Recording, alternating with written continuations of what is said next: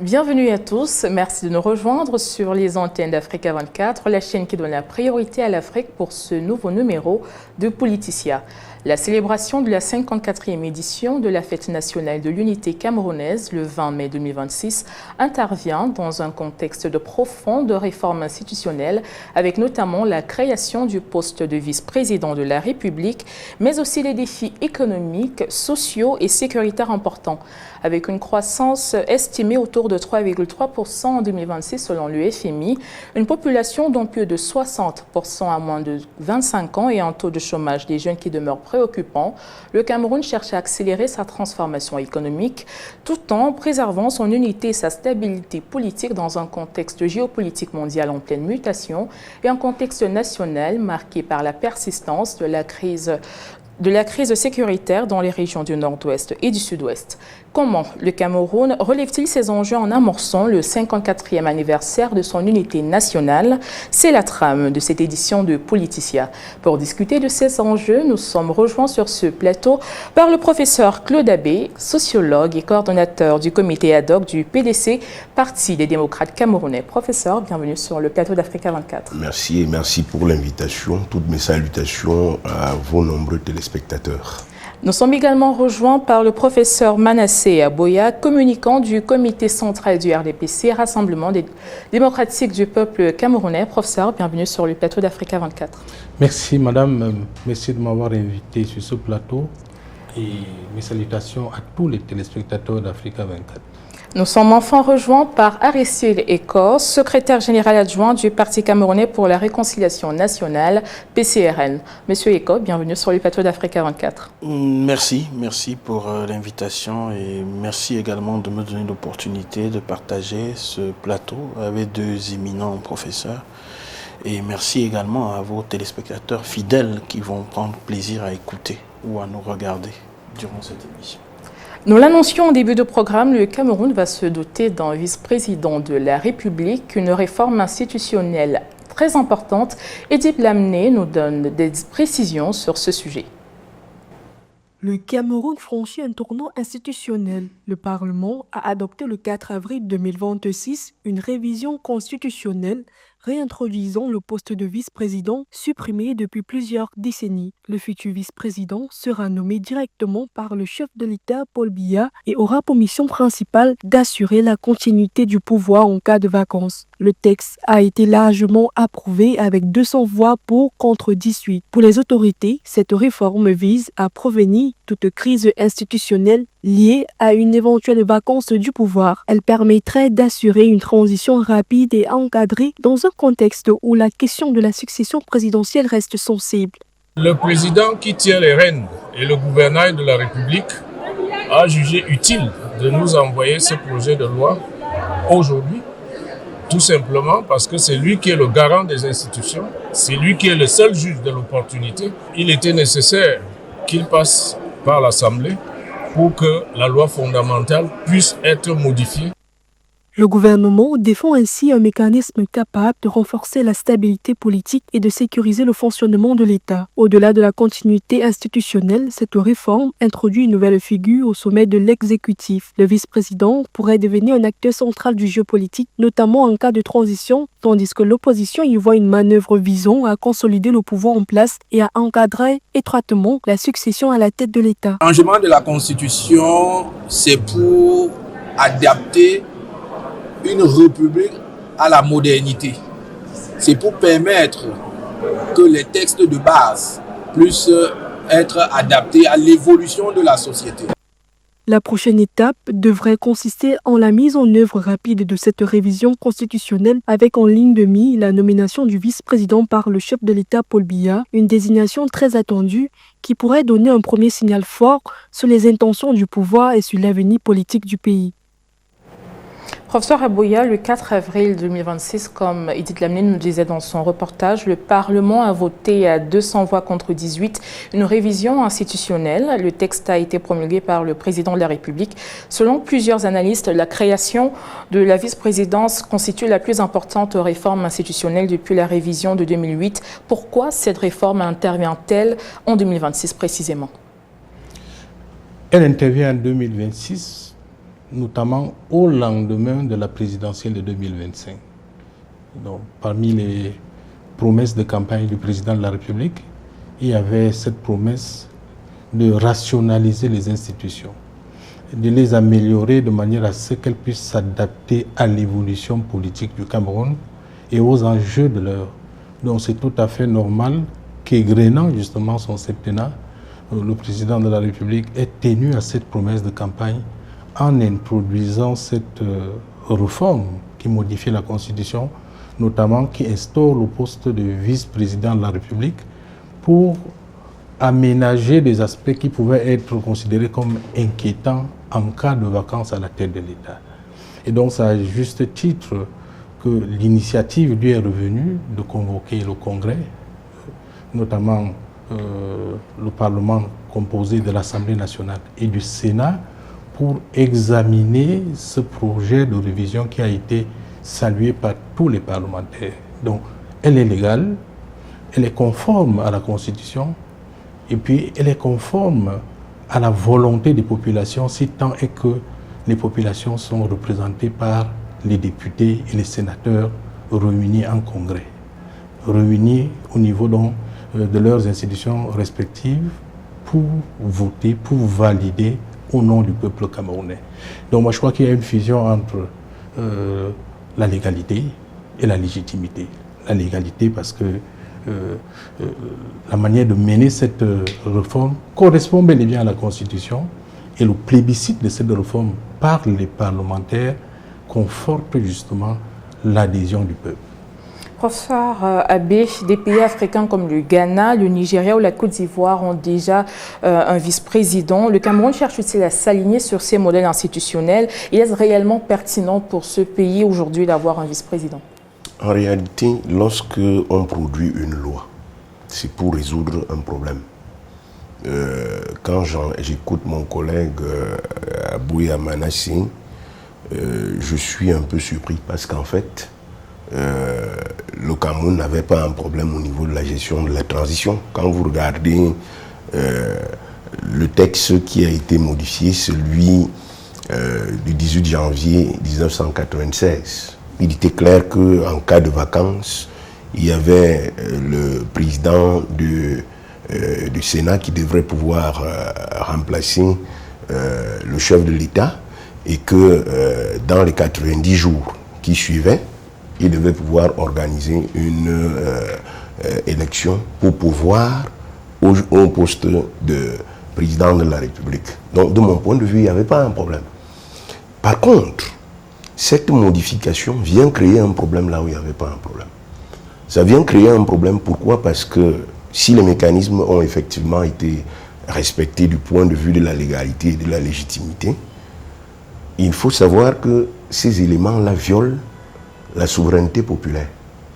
Parce qu'en réalité, ce poste de vice-président vient désormais permettre à quelqu'un qui n'a pas été élu par le peuple camerounais de remplacer quelqu'un qui lui a été élu. Même au niveau du parallélisme de forme dans le droit, sur le terrain du droit, on est très loin du bout du compte. C'est-à-dire qu'il y a quelqu'un qui a été élu, qui, par un accident de l'horloge biologique, vient à disparaître, et quelqu'un qui, lui, n'a pas été élu, parce qu'il a été nommé par celui qui a été élu, le remplace dans une position où la Constitution prévoit qu'on y accède par élection et doit pouvoir achever le mandat. Il y a même plus grave.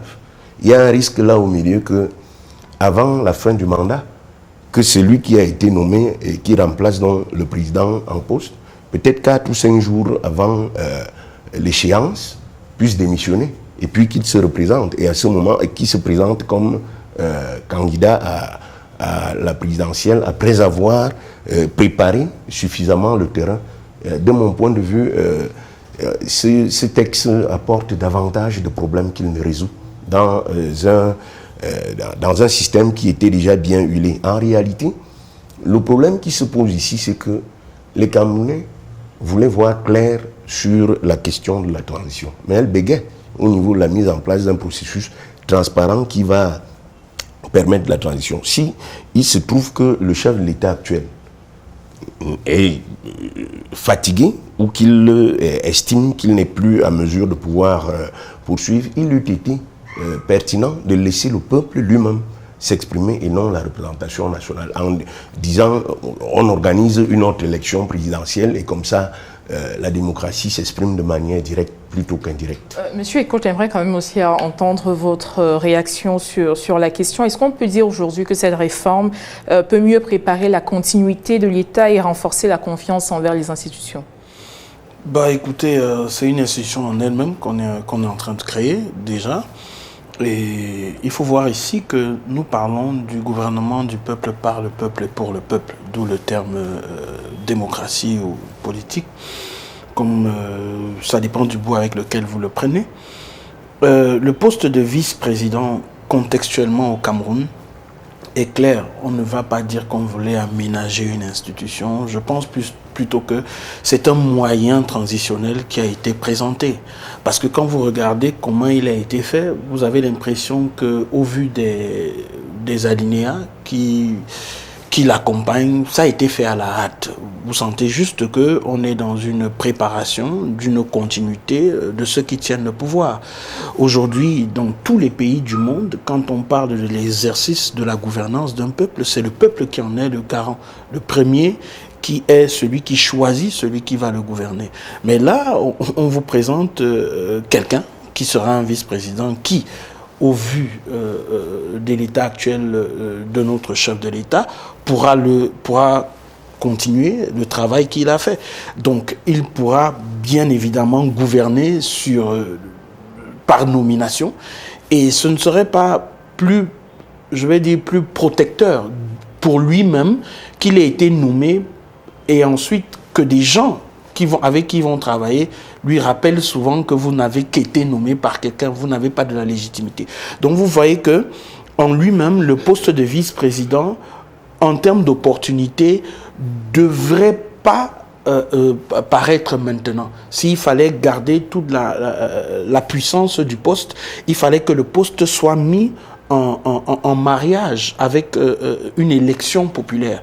C'est pour cela qu'aujourd'hui, rendre celui qui sera vice-président nommé par un président avec pour but après d'une vacance peut être même très mal perçu pour les collaborateurs de celui-là qui sera vice-président.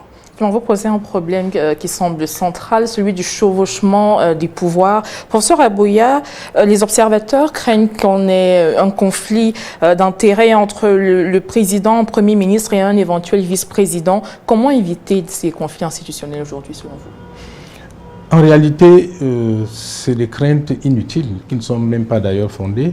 Et c'est d'autant plus que le vice-président qui sera nommé est la deuxième personnalité de l'État. On ne peut pas avoir des conflits d'intérêts avec des gens pour qui vous êtes de manière protocolaire supérieure.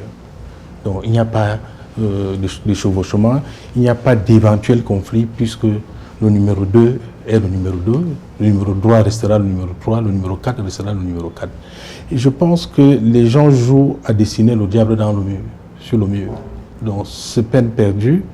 La réforme a été menée minutieusement de manière à éviter justement ce genre de perspective. Ce n'est pas parce qu'une réforme atterrit à l'Assemblée qu'on croit qu'elle a été faite à la va-vite. Il y a toute une ingénierie constitutionnelle qui a travaillé sur le sujet depuis plus d'1 an et qui a mis en perspective cette réforme. Donc ce sont des spécialistes du droit constitutionnel, ce sont des spécialistes de la légistique. Donc il ne s'agit pas d'amener une question technique dans un débat de populisme.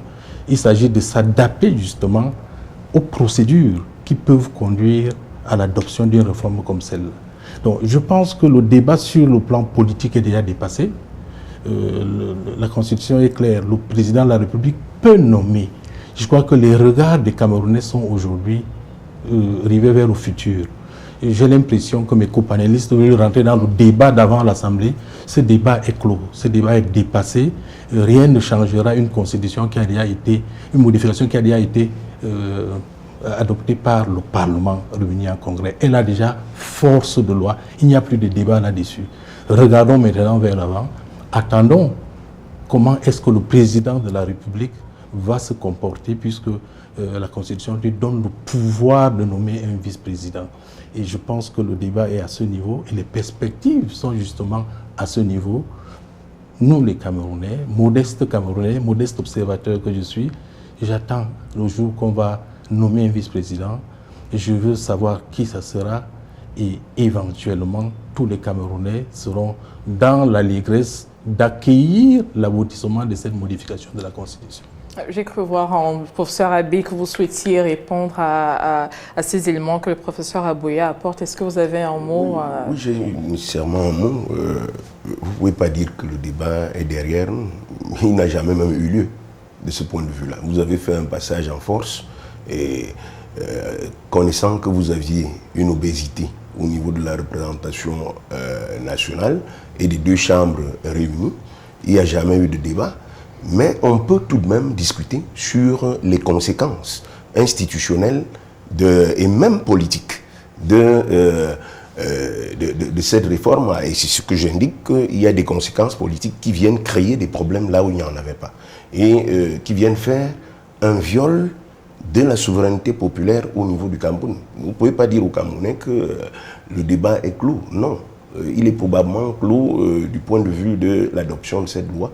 Mais il n'est pas clos au niveau des conséquences, aussi bien institutionnelles qu'au niveau politique de cette réforme-là, qui, de ce point de vue, ça reste une réforme très controversée au niveau du Cameroun.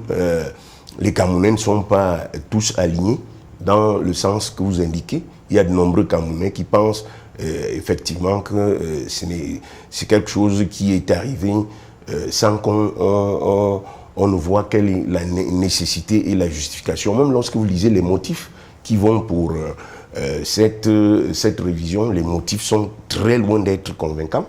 Dans cette perspective-là, je ne voudrais pas douter de l'intelligence et de toute l'expertise des juristes qui ont produit ce texte. Mais quand on regarde les choses au niveau du Cameroun, on se rend compte que le problème réel que le Cameroun rencontre aujourd'hui, c'est effectivement l'âge avancé du président de la République. Et que certains estiment que du point de vue de cet âge-là, il serait aujourd'hui plus ou moins apte à pouvoir avoir la réactivité qu'il avait quand il portait encore tout l'âge qui était le sien.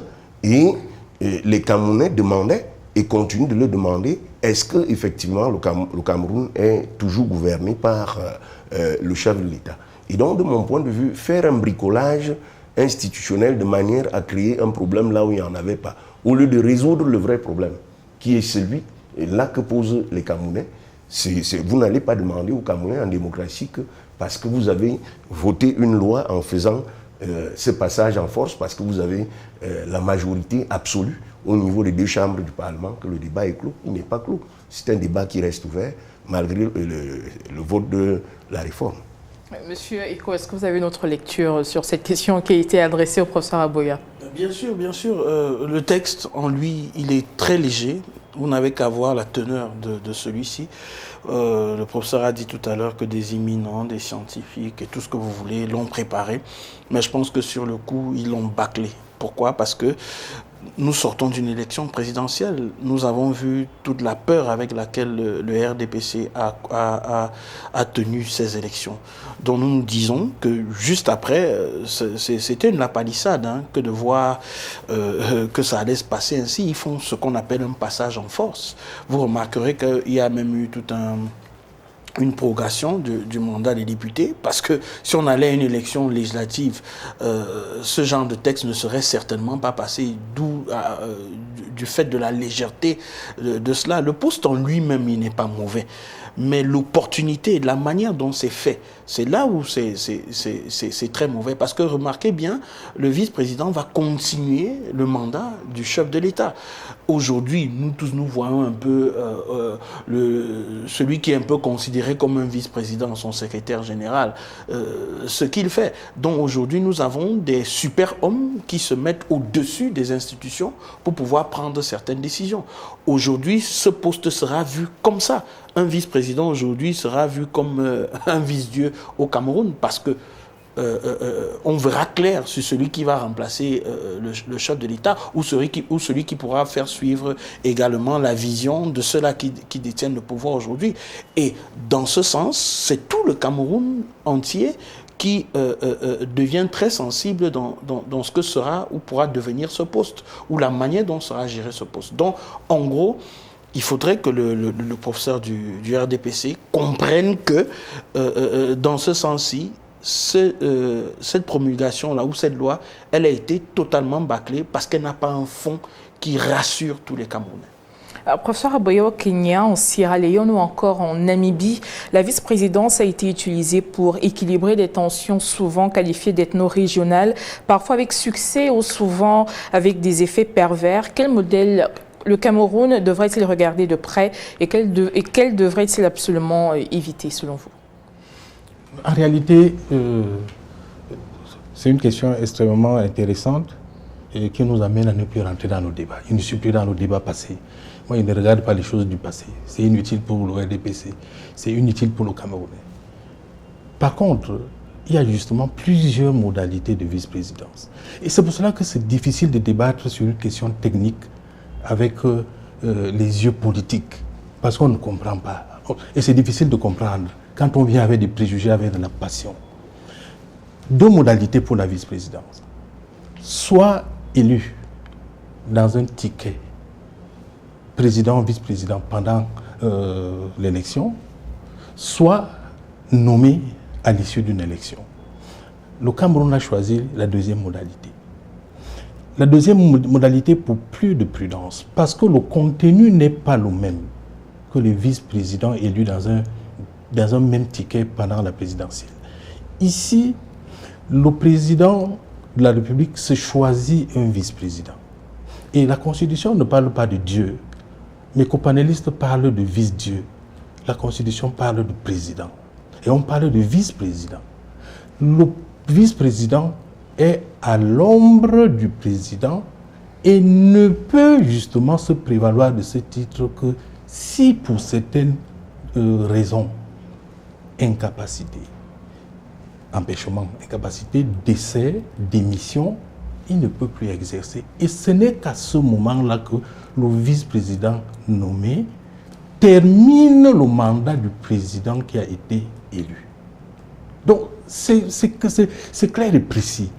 Donc, les prérogatives du vice-président sont énumérées et doivent être déroulées en cas d'absence définitive du président qui est titulaire donc de la souveraineté du peuple et concède en cas de besoin une partie de cette souveraineté à son vice-président. Je crois que c'est une magnanimité constitutionnelle. Partagez votre souveraineté. Vous qui avez été élu au suffrage universel direct, vous partagez une partie de votre souveraineté avec votre président. Au même titre que les autres membres, le Premier ministre est toujours nommé par le président de la République. Le secrétaire général de la présidence de la République est nommé par le président de la République. Donc voilà le choix qu'a fait le Cameroun. Par contre, les autres pays ont choisi des modalités de vice-président en fonction de leurs spécificités. Au niveau du Burundi, ce n'est pas la même chose. Le vice-président représente les grosses communautés, soit les Hutus, soit les Tutsis. Donc je pense que chaque peuple doit bâtir des institutions qui sont conformes à leurs spécificités. Et je pense que le Cameroun a déployé une ingénierie constitutionnelle qui correspond à la nature profonde même du Cameroun, à la qualité de notre régime politique et aux spécificités qui peuvent se présenter au Cameroun en cas de trouble, en cas de perturbation de la succession ou alors de la continuité de l'État. Et je crois que l'exposé des motifs énumère ces aspects-là. Continuité de l'État, souci d'éviter des conflits, souci d'éviter que des disputes puissent naître à l'issue justement de ce cas de figure. Donc, sécurisation des institutions. Je pense que les gens n'ont pas fait attention à l'exposé des motifs. Ils font davantage attention à une gadgeterie de conflits politiques qui n'a pas lieu d'être au moment où l'État est en quête d'un modèle de constitution qui sécurise sa stabilité et ouvre des perspectives de continuité de l'État sans qu'un pays comme le Cameroun, qui se bâtit au fil du temps, ne sombre dans une escalade de violence. Voilà l'exposé des motifs qui a été égrené au niveau de l'Assemblée nationale. On parle des motifs. Dans la deuxième partie de ce programme, nous regarderons la voie que le Cameroun s'apprête à emprunter pour tracer son avenir économique, social et politique. Nous marquons une courte pause dans ce débat. Madame, Monsieur, à tout de suite.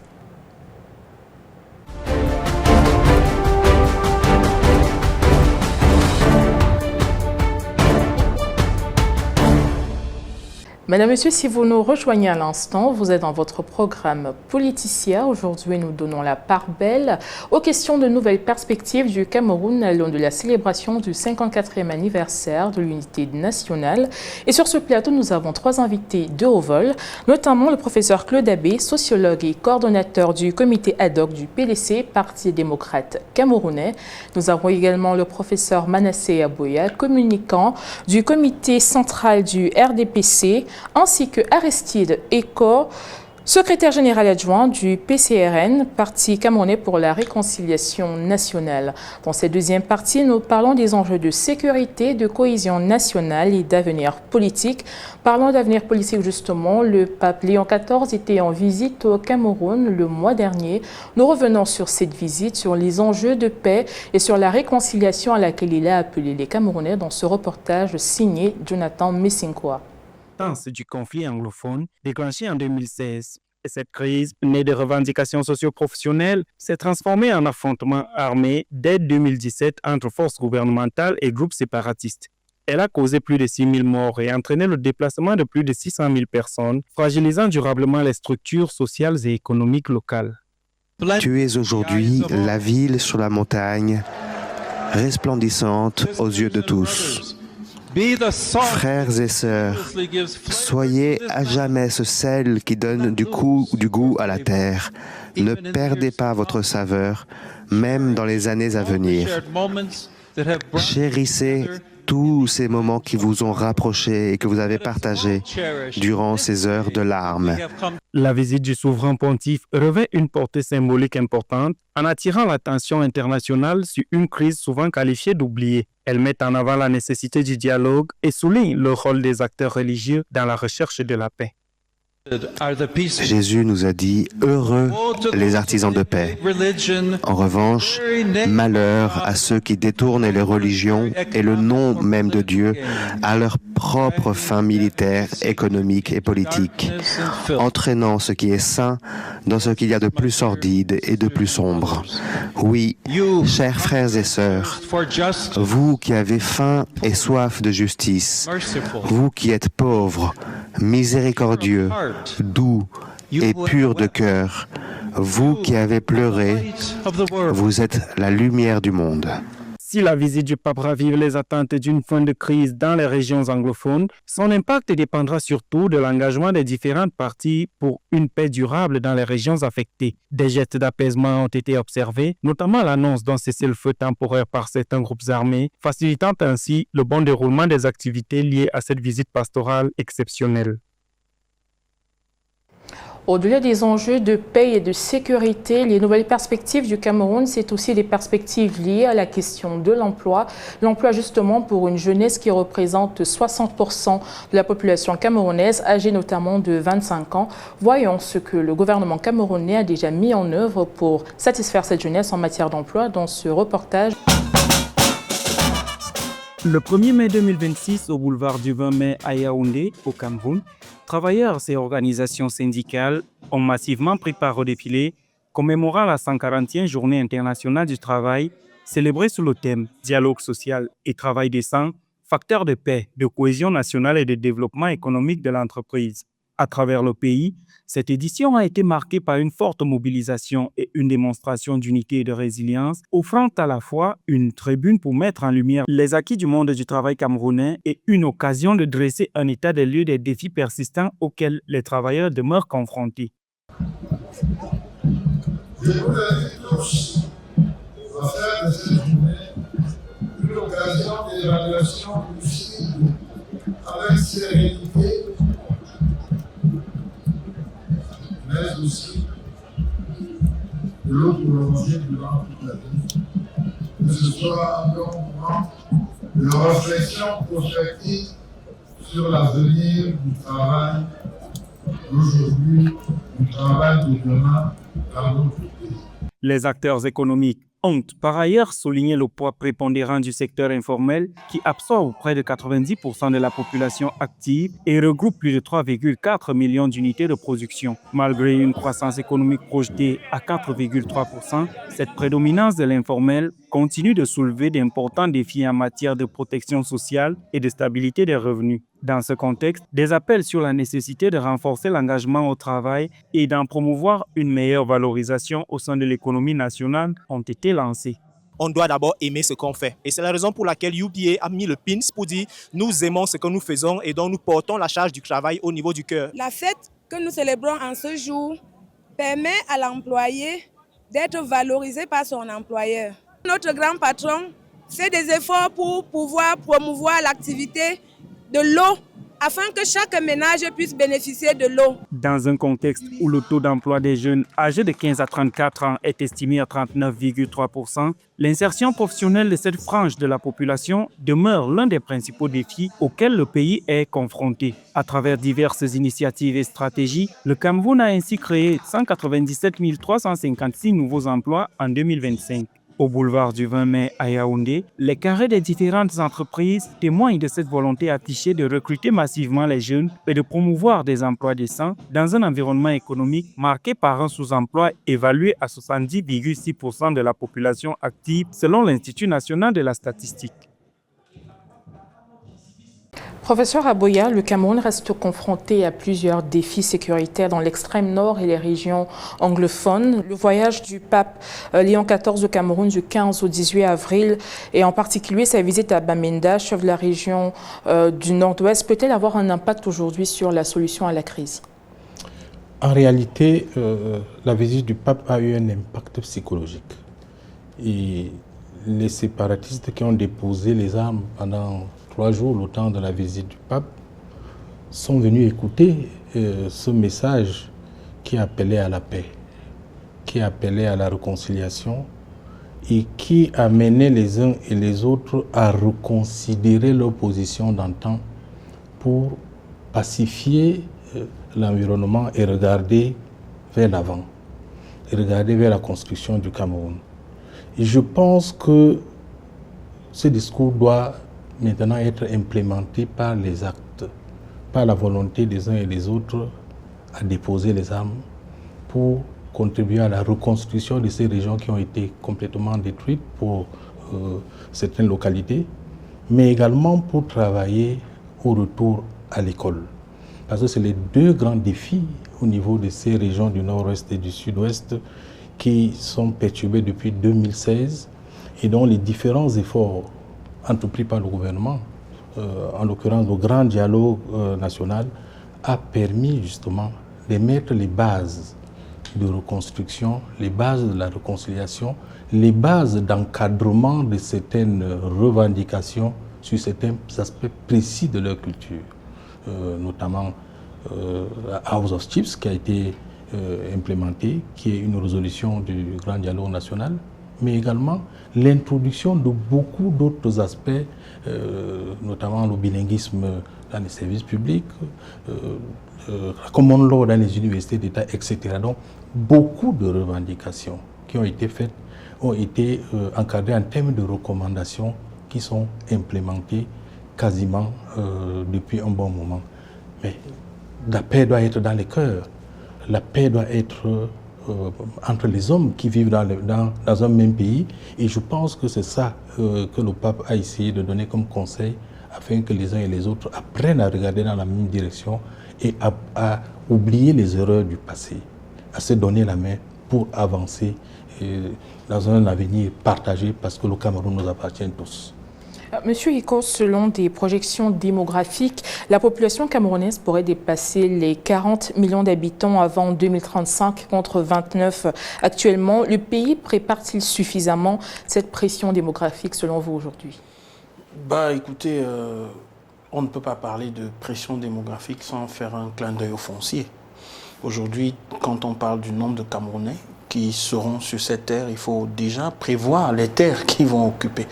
L'une des missions de l'État, ou encore une de ses prérogatives, c'est d'assurer un bien-être à tous les Camerounais, c'est-à-dire une terre pour que chaque Camerounais puisse soit bâtir, soit également être dans un lotissement assez conséquent. Moi, je pense qu'aujourd'hui, le Cameroun fait les efforts qu'il veut. Il y a encore beaucoup de choses à faire. Tout à l'heure, vous avez peut-être parlé des défis sécuritaires. Pour qu'un Camerounais soit à l'aise chez lui, il faut qu'il soit en sécurité chez lui. Nous avons dans la partie de l'extrême nord et même dans les parties de l'Est, pas seulement dans le nord-ouest et du sud-ouest, nous avons fréquemment des incursions de certains rebelles. C'est vrai, c'est pas souvent communiqué par le gouvernement, ça doit être une politique de communication, mais pour que les aspects de contenance démographique soient vus, il faut que les aspects sécuritaires soient également bien préparés.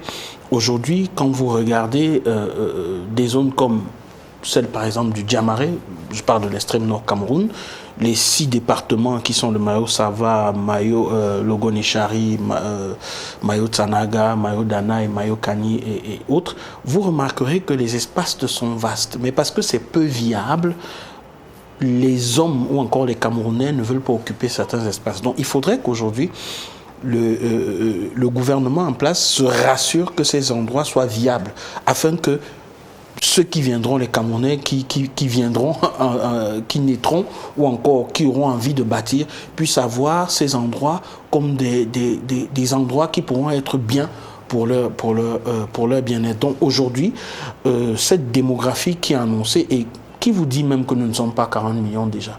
Attendre 14 ans pour être 40, je pense même que dans 14 ans, nous serons certainement 50 millions ou encore un peu plus. Ce qui est bien pour un pays aujourd'hui, la richesse, ce sont les hommes, contrairement à ce qu'on croit. Mais est-ce que ces hommes vont trouver un lotissement qui pourra être un endroit viable pour eux? Ça, je ne pense pas, vu comment le gouvernement prend ces aspects démographiques ou ces aspects fonciers. Donc moi, je pense qu'aujourd'hui, le Cameroun est en marche, mais ils peuvent encore faire mieux. Professeur Abbé, les jeunes de moins de 25 ans représentent 60% de la population et le président Paul Biya a promis de mieux l'impliquer dans des postes de décision ainsi que les femmes. Percevez-vous aujourd'hui des signaux d'engagement concrets dans ce discours? Bon, il va être difficile d'y voir de véritables signaux parce que les derniers actes, les actes les plus récents du chef de l'État, je crois qu'il est resté fidèle à lui-même. Si on voit, on peut prendre un exemple.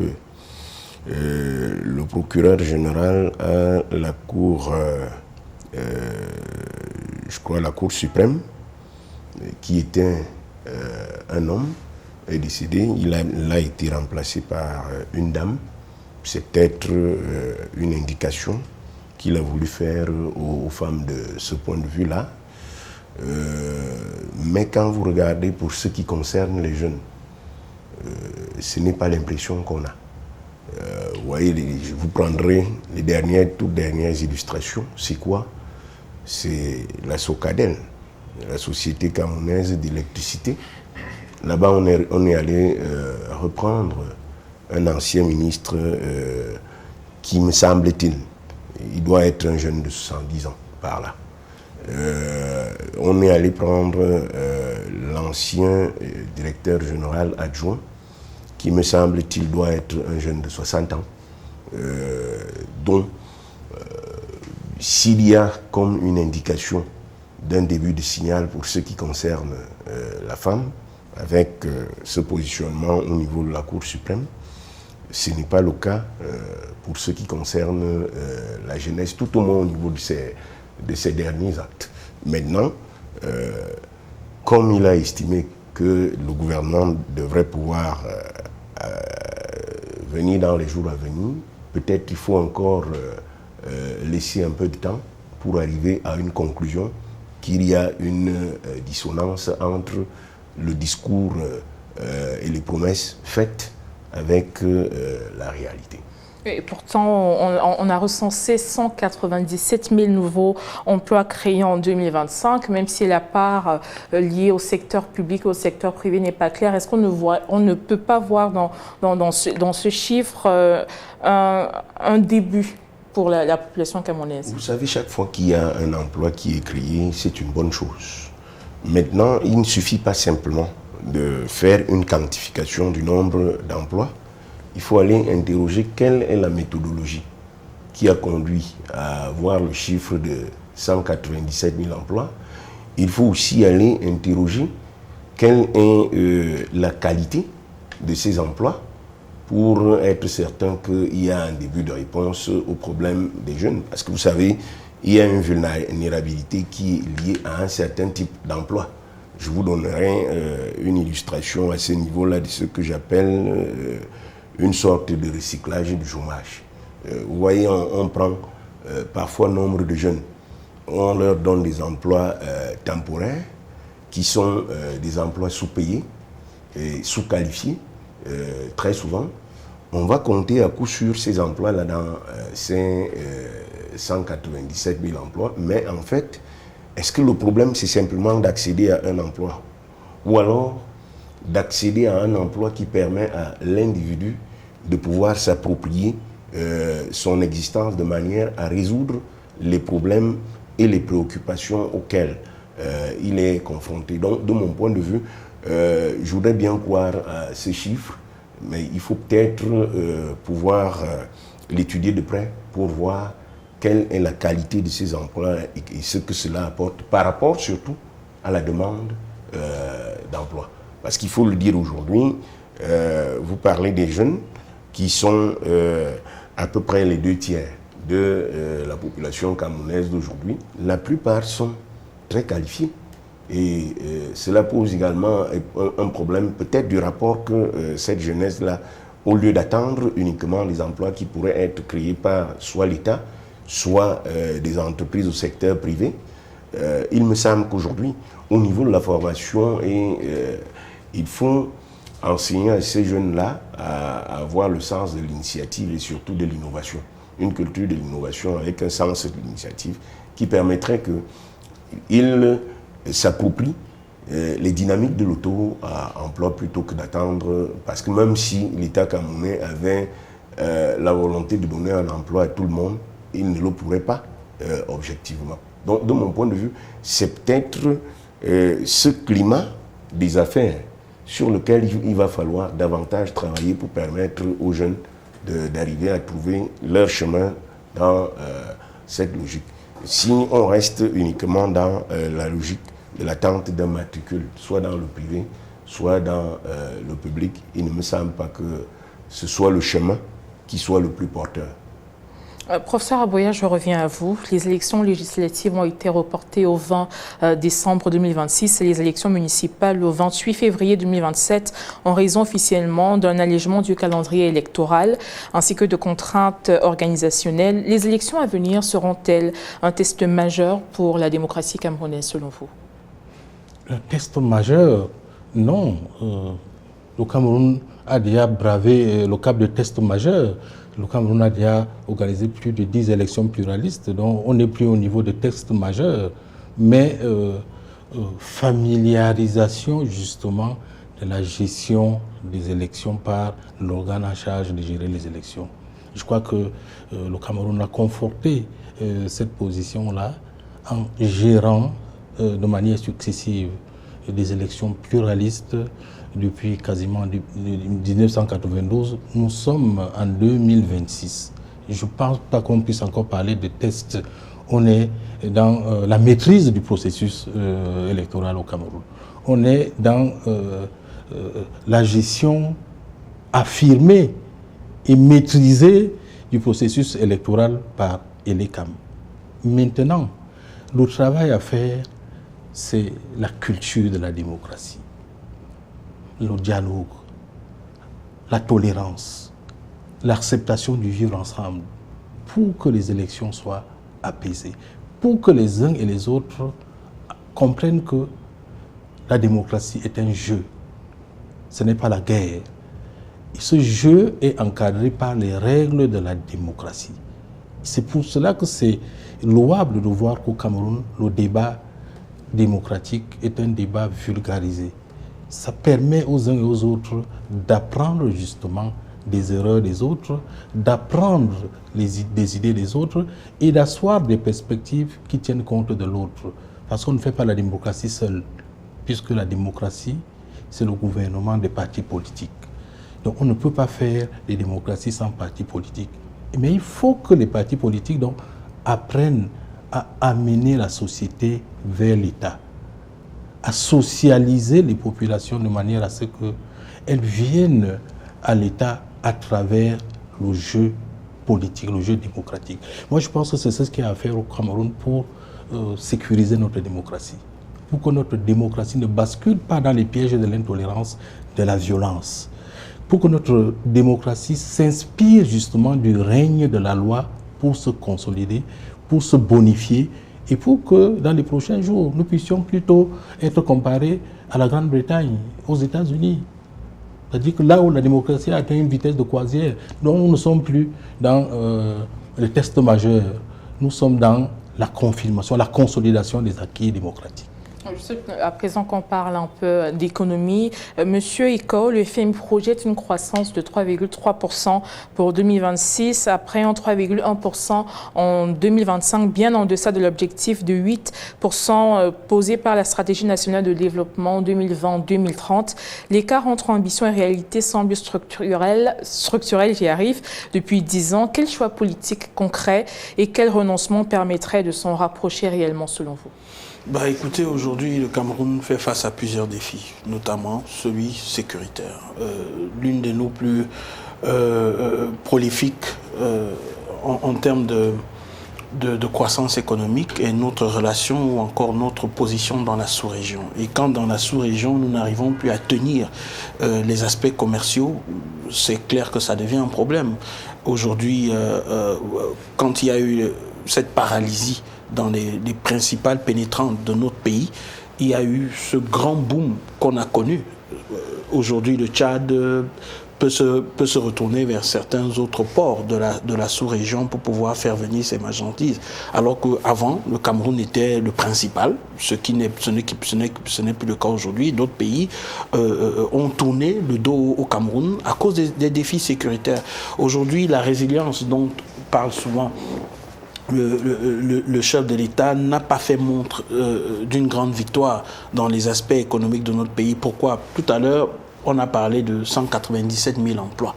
Vous savez, ce qui fait grandir l'économie, c'est la capacité à faire tourner les revenus de ce pays, soit au niveau des emplois, soit au niveau de la création des emplois ou de la mise sur pied des sociétés privées.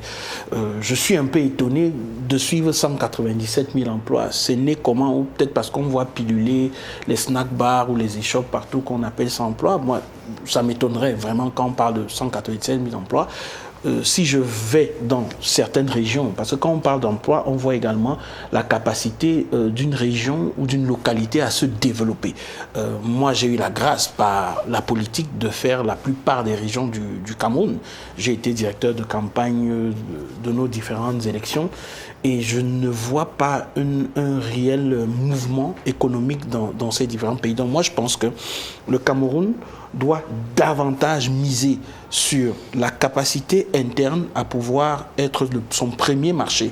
Aujourd'hui, quand vous entrez dans des supermarchés, vous voyez des produits d'autres pays, des produits qui viennent d'Asie, qui sont même majoritaires par rapport au pays du Cameroun. Donc nous sommes un premier marché pour d'autres nations. Ça ne doit pas être le cas. On doit encourager les Camerounais qui sont producteurs, par exemple, de charcuterie, de produits maraîchers, à pouvoir davantage produire. Et pourquoi pas que le ministère même du Commerce puisse contrôler les prix. Vous êtes une dame, vous allez au marché aujourd'hui, vous avez l'impression que chacun donne son prix en fonction de ce qu'il a. Et ça fait en sorte que nous, qui sont les consommateurs, on se rabat sur ceux qui envoient des produits qui parfois ne sont même pas bons et ça empêche à notre économie d'évoluer. Donc il faut d'abord rendre nationaliste, pour moi, ou encore encourager ceux qui produisent au Cameroun à pouvoir être les premiers à bénéficier de ce que notre produit et je pense ce que notre pays produit, et je pense que l'économie ira davantage mieux. Monsieur Eka, merci pour cette intervention. Le Cameroun aborde cette célébration du 20 mai 2026 dans un contexte de mutation profonde entre réformes institutionnelles et attentes sociales fortes. Le Cameroun est riche de ses hommes, de ses femmes, de sa géographie et de sa diversité.